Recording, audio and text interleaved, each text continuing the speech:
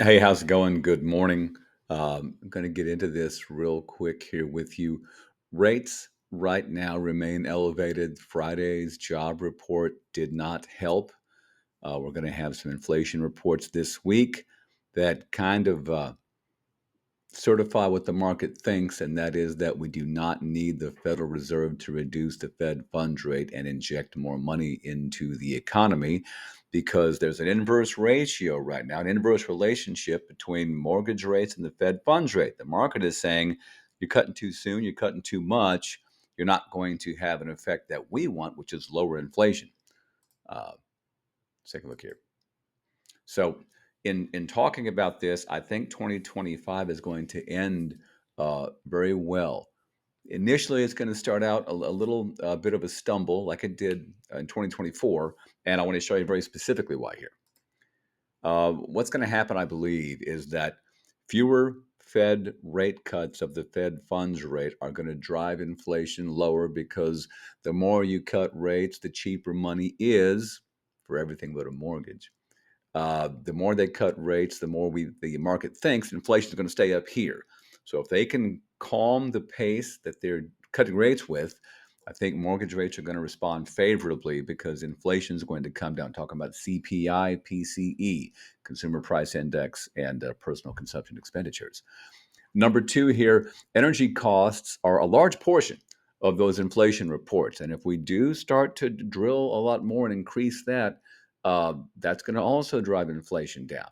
And the consumer price index, for one example, is going to improve inevitably. It's going to be a little bit rocky. Let's look at that right now here.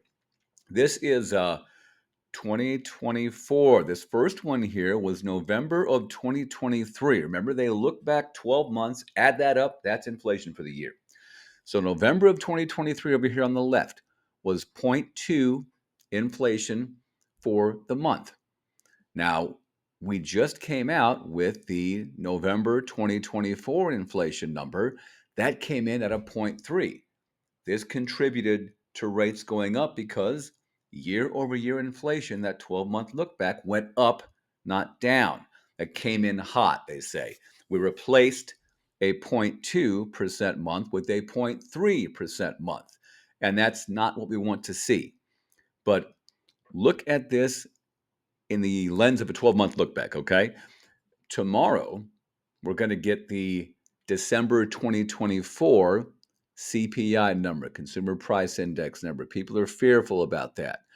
If that comes in at a zero point 0.2, we will replace December of 2023 zero point 0.2 with another zero point 0.2. So it's a wash. Inflation didn't come down, but it didn't go up. If the December, this just last month, if that comes in a little bit hot at a zero point 0.3, oh my God, it means inflation's going up. But let's look at the spring, okay? Look at these months right here. This is last year now, January, February, March, and April. These are high, spiky inflationary months, a zero point 0.3, a zero point 0.4, a zero point 0.4, and a zero point 0.3. So what does that mean? That means that if we're rolling around at a zero point 0.2 like we have been for the past 6 months or so, if we go zero point 0.2, zero point 0.2, zero point 0.2, zero point 0.2, oh my gosh, 2, 4, that means inflation is going to come down to like 2.2%, very close to where we want it. That means mortgage rates are going to improve in the spring. Then what do we got? May and June. Wild. So we could see some turbulence here in May and June because we're probably not going to get negative months of inflation this coming May and June. You wouldn't think so. These are real outliers there. And then as we move forward, it's going to be a little bit tough. We'll have to get some, some smaller numbers as we close out 2025. But for the most part, I see spring as being very promising. And I'm hopeful that it is because you can look back 12 months as the zero point 0.3, the zero point 0.4, the zero point 0.4, and the zero point 0.3, as those fall out of the 12-month look back window, year over year inflation comes down, everybody gets happier, mortgage rates get happier.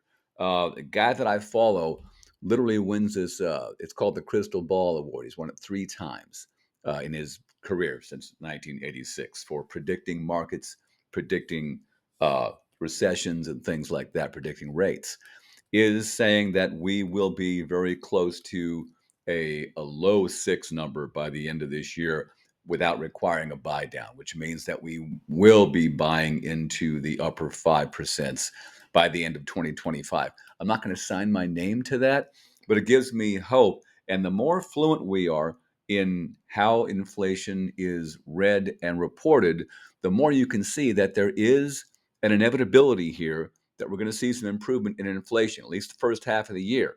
If every month was a 0.2, we'd be very close to the year over year inflationary goal. So let's just get out of the woods here and allow tomorrow's report might not be that good for December because we may go up a little bit. But after that, the spring is going to open us up, hopefully getting us out of the sevens, back into the middle sixes on the conventional stuff and back into the fives and the government stuff. So this is, I think there's some inevitability to this. Uh, what do we do right now with rates up in the sevens and back up in the sixes with the conventional stuff? What's urgency? It's the cost of waiting. It is amazing buyer opportunities. I'm seeing offers come in 40,000 below the list price. I'm seeing significant seller concessions attached to deals. We have to navigate the bumpy road by knowing what to expect. Summer, it might be looking great, and then summer comes and we see maybe a little uptick in rates. Hopefully not back to the sevens, but be ready for it. Know when these reports come out. Watch my calendar and kind of listen to how I'm talking about this. It'll help you be prepared for it. I've just locked a few deals today in anticipation of a producer price index reading tomorrow that we're not going to like. Uh, and I think, the bottom one here is CPI as the one inflation gauge will be very close to 2% by the end of 2025.